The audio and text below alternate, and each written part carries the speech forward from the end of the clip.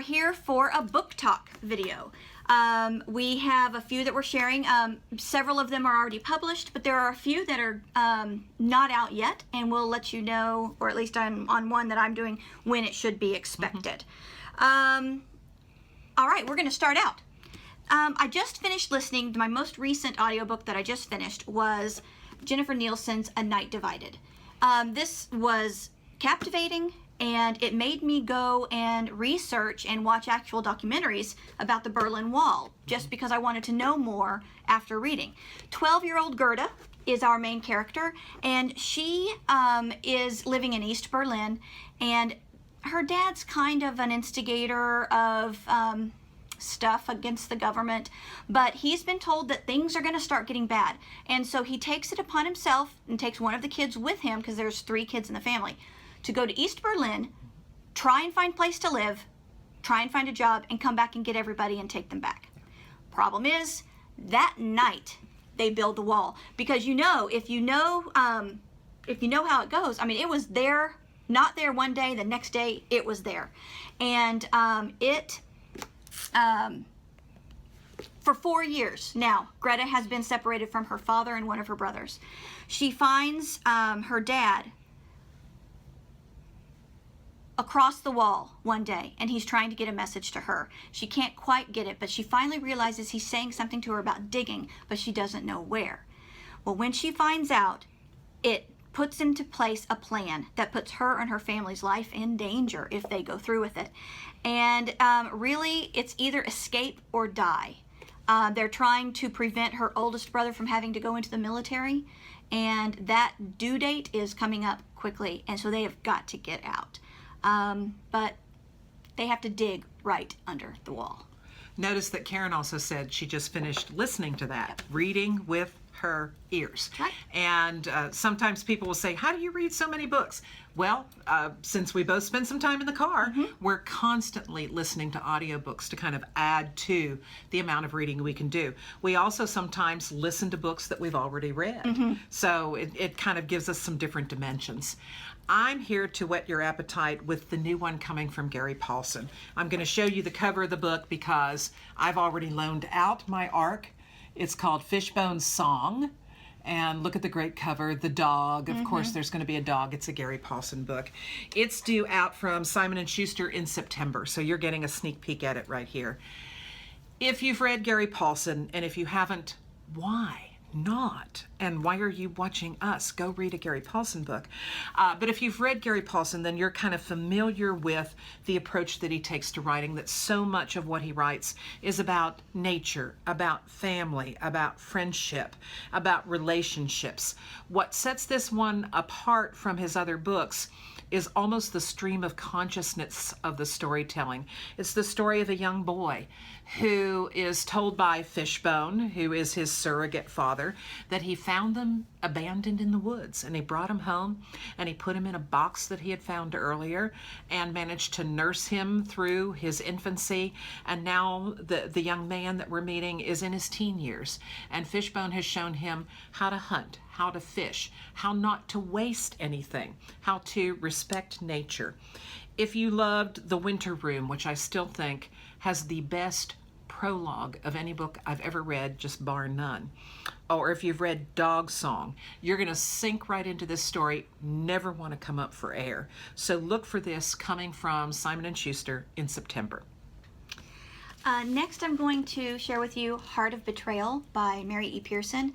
She is the author of the Jenna Fox series. But this is the second book in a series called the Remnant series, the Remnant Chronicles. I love Mary E. Pearson. This is a wonderful fantasy.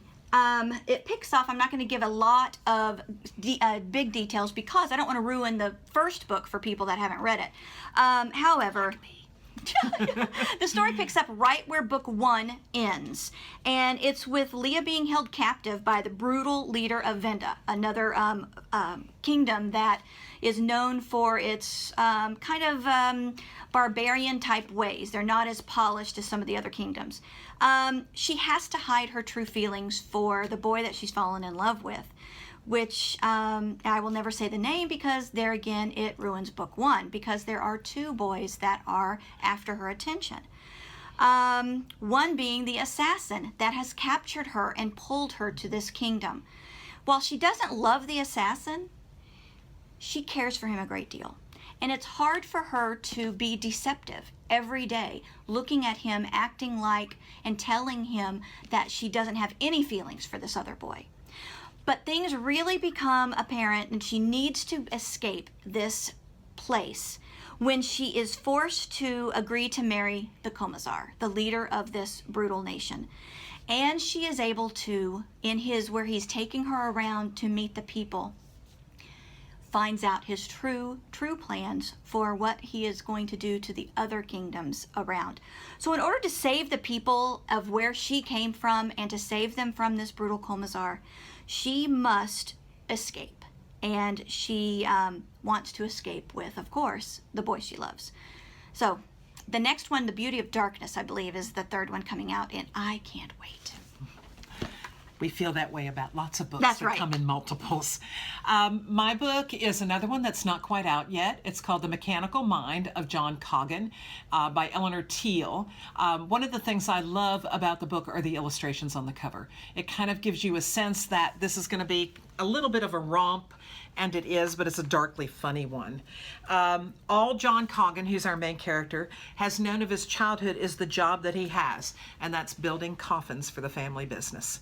He does nothing but build coffins all day, so you can imagine what a horrendous kind of job that is. He much rather would like to invent things. He would like to travel. He would like to see the world. But his great aunt, who took over the family business of building coffins after his parents died, recognizes his skill, and so he is going to work there. And now that his sister Paige is getting a little bit older, she wants to make Paige work in the factory as well, make her an undertaker and the cosmetologist to the corpses. And when John hears that, he knows he has to leave. And so he packs his bags, and he and Clay and Paige head off on a screamingly funny amount of adventures with various groups, all the while fleeing from their great aunt Beauregard and looking for family, looking for home. It's absurd, it's darkly funny. Remember, he is a maker of coffins. And there's so much adventure here that this would make a great read aloud for middle school and middle grade readers. It's from Walden Pond Press, and it will be available in April. That's just a month away. All right, my next one is another sequel, FIREWALKER by Josephine Angelini. The first one is Trial by Fire, and this also picks up right where the first one ends. Lily has always been kind of sickly in our world, and she finds out in the first book that there are multiple universes, and she gets pulled into another one of the universes. She lives in Salem, where the witch trials were, and so she's pulled into an alternate Salem. There she meets her counterpart, Lillian, she's known there. And Lillian is the pretty much ruler of Salem in this alternate universe. And she's feared because of the brutal things she has done to people with science backgrounds. So anyway, in this book, they have finally escaped back to Lily's original world, our world. And they, together with Ronan, the boy that has been kind of protecting her and teaching her about herself, because Lily is also a witch. Together they heal, and Ronan gets to, it's comical because he has come from the alternate universe is pretty primitive, where he gets to get used to our world. So he falls in love with computers and things like that. But all the while, he is very serious about having Lily heal and finding people around her that are susceptible to magic so they can become her protectors because someone has followed them from the other world and she is in danger. Lily is visited by from Lillian still while they're here, and she is fed memories. She finds out why Lillian did the brutal things that she did. And unfortunately, it was for a very, very good reason. And Lily has to choose if she is going to follow that same path, because danger is again on the horizon. And if she does, she knows she'll be losing the love of her life, Ronan. He will see it as another betrayal. And so, is she going to do that in order to save him? Who knows? Welcome to The End of Fun by Sean McGinty. Fun is a registered trademark, and it is the latest in augmented reality. Our main character is Aaron O'Phelan, who wants to put an end to fun for him. But in order to do that, he has to complete a formal application to get out of the program. After all, he elected to join in the fun, which is so addictive that it's turned him into this penniless, kind of vagrant, and quite frankly, pretty mindless as well, because 24/7 he's being fed into his brain things that he might want to do. For example, the voice in his head is named Homie, as in H-O-M-I-E, his homeboy. Homie says, "Let's stay inside and play Pizza Trivia Challenge. Yay for new Mega Pizzazilla from Pizza Barn. Can you name the 12 meats on Pizzazilla? Name the meats for a fun original." "I don't want to," he says. "Come on, no one can resist to name the meats." He's tired of it. Aaron is tired of it. Tired of Homie constantly interrupting his thinking, interrupting what he wants to do. And so now that Aaron's grandfather has died of an apparent suicide, and it looks like maybe he might inherit some kind of fortune because there's hint of a treasure, Aaron wants to break with the fun company and see what he can find in the real world. It's going to involve werewolf pills, vicious dogs, and a few kind of lovely girls along the way too.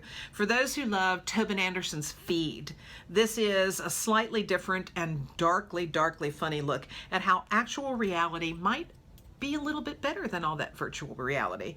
It's coming from Disney Hyperion in April. All right. So I have Walk the Edge by Katie McGarry, contemporary realistic fiction, featuring a teenager that is involved with a motorcycle club. This is a second book in a series, but it stands alone. It is more of a, it's more of a companion because it follows totally separate characters that you only got a hint of in the first book. And those are really my favorite series books because I like getting the new characters instead of having to spend, 15 books with the same character. Although Harry Potter, I did like all Harry Potter, but still.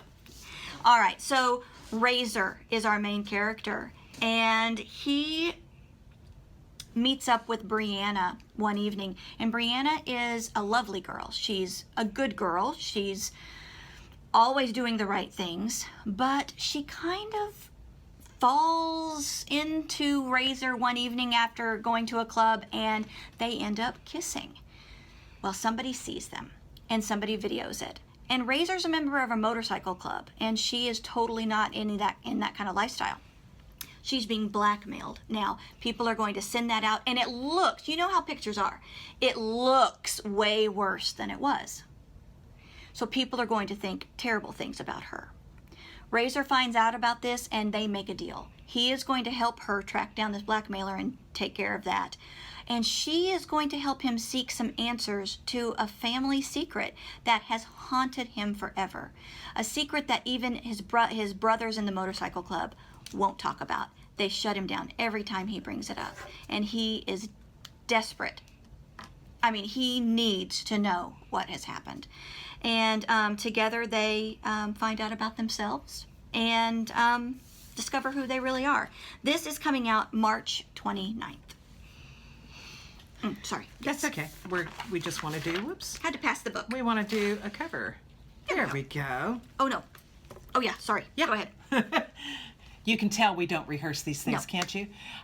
Welcome to Everland by Wendy Spinale, I'm guessing is how you pronounce her last name. How many of you were like me as a kid and clapped when Tinkerbell was dying after drinking poison? That's me, crying the whole time. I believe in fairies. Welcome to the post-apocalyptic Peter Pan. The scene is London. It's been decimated by a disease that has wiped out all the adults and left only the children as survivors. It was a disease sent over by the German queen who wanted to take over England. But now the disease is spreading across the world, leaving London, going to other places. Children are the only survivors. They're called the lost children because now they're orphans and homeless and hiding underground to escape from the ruthless marauders who are searching for one child in particular, one child, one of the survivors, who's believed to be the key to curing this disease, to having a vaccination, to having some kind of cure. And the person looking for this girl is the head of the marauders. His nickname is Captain Hook. That child might just be Gwen Darling, who, along with her brother Michael, does this start to sound familiar to you? One evening runs into a young boy, a young man named Peter, who offers to help them in their scavenging, of their survival, by taking them underground. This is Peter Pan, post-apocalyptic. Kids who know Peter Pan will love it. Even if they don't know Peter Pan, they're going to love this book. It's a great take on an old tale, and it's coming from Scholastic in May. All right, my last one for the day is Hurricane Kiss by Deborah Blumenthal.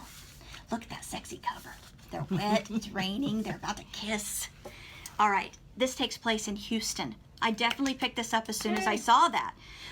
All right, Jillian is being forced to evacuate her home because, let's see, Hurricane Danielle is about to hit land.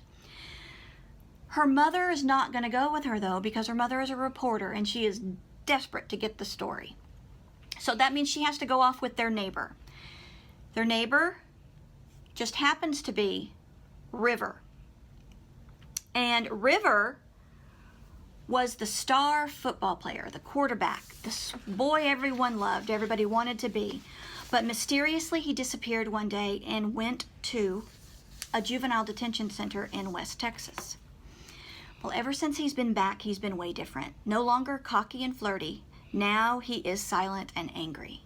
And Jillian has always wanted to know what made him change. So in this car, they are trying to leave, and they're on the highway leaving Houston. Gridlock, of course. Everybody's panicking. They can't get anywhere. They are stranded for hours on the highway.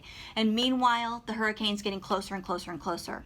River is determined that they have got to leave. They can't even stay in this car anymore because they're gonna die. So he leaves. He tells his father he's leaving. And Jillian decides to take a chance and leaves with him. And together they run back to run back. And of course the rain starts while they're still out in the open, and they have to get to where they can. And they take shelter in an abandoned high school. And it's there where they are alone and trying to survive that she attempts to break through and find out what really happened to River while he was away. And as they confront the past, they realize that survival is about more than just staying alive. And this one is coming out in May, on May 1st. Here we go. And last but not least, this is HILO, Saving the Whole Wide World by Judd Winnick. Some of you may remember Judd Winnick and his first graphic novel, Pedro and Me, which talked about his experience in the MTV house, where he was roommates with Pedro, who had been diagnosed as HIV positive. It was the very first real world. Very first real world, and he did a beautiful black and white graphic novel of that. Time has passed. Judd Winnick has been doing other things, working in the TV and the film industry, but now he's back with a new graphic novel series. This is book 2. Because HILO's back and he's saving the whole wide world. It will publish in May from Random House. HILO, or HILO, I'm still not sure, is a robot boy from another planet, and he's back on Earth, this time pursued by tons of monsters from other planets who are popping through portals. And every single monster is determined to destroy all life on planet Earth. A little bit of a problem there.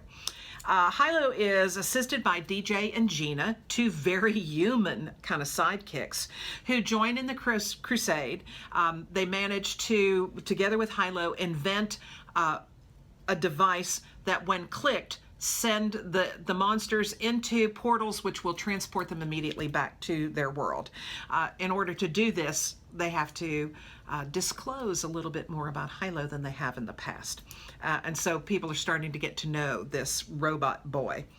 Unbeknownst, though, to any of them currently fighting all these invaders from other planets, a small little group of aliens have gotten through unnoticed.